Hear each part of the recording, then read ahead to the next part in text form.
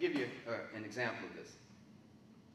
There are many Muslim merchants throughout our communities all over America. The Prophet Muhammad ﷺ was a merchant at a point in his life, and many of the Muslims, rightfully so, engage in this entrepreneurial spirit and have businesses. In the community that I come from, it's no different. Many of the Muslims own a lot of the businesses in the area. And whether they have a sign up saying Allah is the greatest in English, not in Arabic, in English, or even if they have Allahu Akbar in Arabic, it doesn't matter if they have this up or not. The people in the community somehow figure it out that this man and his family are Muslim. They figure it out. And when they figure it out, the Dawah that comes from the actions of that merchant will determine how those people feel about Islam. Because every Muslim that the non-Muslim interacts with, if they know nothing about Islam, it's no longer that we are Muslim. We to them are Islam. We are Islam because this is all they know. And so in one of the shops that's very close to our masjid, I went in there one day, and people, all the non-Muslims, it's a very ethnically diverse neighborhood there. And the non-Muslims that I communicate with, they all know who the Muslim merchants are in the area and all over the place.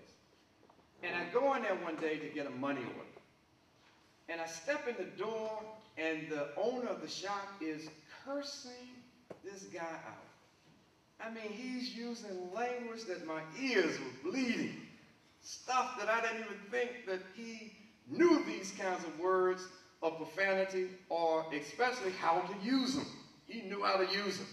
He was dragging some really nasty, foul, profane stuff.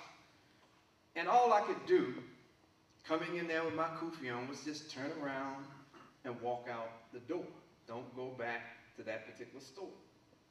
And so the people in the neighborhood know, not by what on our jobs, they know. In our schools, in our classrooms, they know, not so much by what we're preaching to them, but how are we carrying ourselves? Are we laughing at the N-word jokes that people are saying on the job, right? Are we laughing? Is it funny, right? Is it funny when people start telling racist jokes and they don't recognize you from being from the group of the people that are being talked about? Do we sit there and laugh, oh, just falling out, oh, Chuck, that was so funny. Oh, Chuck, tell us another one. So then how can that person laughing at these racist jokes now come back and start talking about the oneness of humanity? You've lost your opportunity. You've blown it. So our actions, while not hold our tongue for a minute, just put a clothespin on our tongue, close our mouths for a minute, and let our actions be the dawah to the people that we're around every day. The reason why the folks wanted to know about this, you're not eating at a certain time of the year and all these other kinds of things, is because they're seeing you do something that is an act of faith. And they're curious about it. So they want to know more about it. And they open the door to Dawah. This ring that I wear on my hand, that I've been wearing for the last almost 30 years, I wear this, and I started wearing it, and it continues to serve the purpose as a conversation piece.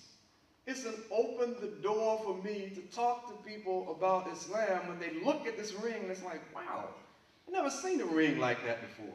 What is that? That's some kind of, secret society you belong to or something. What is that on your hand?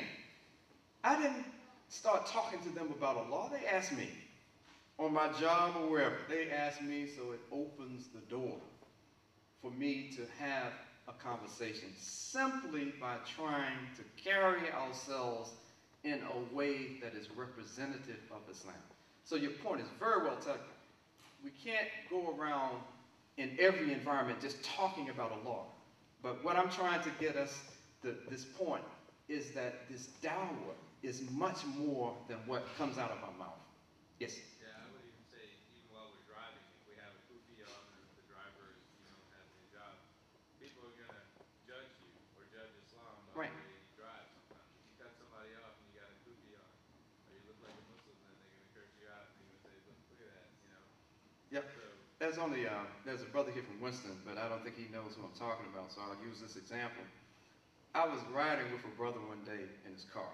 Got his kufi on, he looked good, smelling all oiled up, he smelled good, right? And I'm sitting there, this guy cuts in front of him, he hits the gas, catches up with him, gets beside him on the highway, rolls down the window where I'm sitting there, like, please, man, just chill. He rolls the window down, starts cursing at this guy. Didn't you see me? I was so, I wish I could have just disappeared. It's like, mister, I'm not a part of whatever it is he's doing. That's him. He's taking temporary leave of his mind. Yeah, it happens. And that's Dawah. How can that person come back now? How can someone come to the masjid and see that you're the person greeting them at the door and you just cursed them out, right? You've just mistreated them. You've dealt with them in a way, and the thing is, let me take this to another level. Let me take this to another point. And this is the points where I have to start saying, that door's right there, I can get out. That door's right there, I can get out before you can get to me. But I want to be honest. Can I be honest about this as I see things? Let me be honest about this. Many African Americans who Malcolm X has said that although he was no longer judging people by their color, he was no longer calling white people the devil. He was no longer doing that at the time of his martyrdom.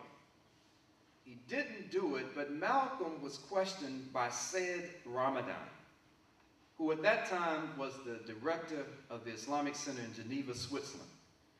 And Malcolm was coming back from Africa and the Middle East, and he stopped at this Islamic Center. Said Ramadan is the father of Tariq Ramadan, who was a member of the Ikhwan. And Tariq Ramadan, you probably know who Tariq Ramadan is, but Said Ramadan gave Malcolm 9 questions to answer. And one of the, he wanted him to write them and mail them back. And Malcolm, is reported that he finished those questions and they were sent back to Said Ramadan. He finished it the night before the afternoon that he was killed. And one of the questions that Said Ramadan wanted Malcolm to answer was, you're an intelligent man, and I'm paraphrasing, you're an intelligent man, and you say that you're not a racist anymore. Why are you putting so much emphasis on calling black people in America to Islam? I don't understand. Isn't that a contradiction? How can you claim that you're not just emphasizing black folks anymore, and you're always talking about we need to do this to get Dawah to the black people? And Malcolm wrote a very interesting response. And his response was, in part was that I'm just like any good farmer. Any good farmer would recognize the most fertile soil to plant their seeds. A good farmer is not going to go throw his seeds into the rocks. He's not going to go throw it in some barren area. He's going to recognize where has the best potential for my seeds to produce the crops that I desire.